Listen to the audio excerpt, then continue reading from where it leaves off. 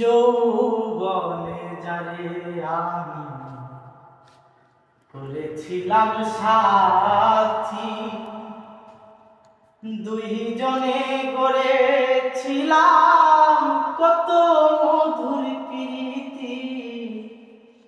যৌবনে যারে আমি করেছিলাম সাথী, দুইজনে গড়েছিলাম কত মধুর প্রীতি। সে আর আমি কত রাতি একসাথে কাটিয়েছি, আজ আমি বড় একা হয়ে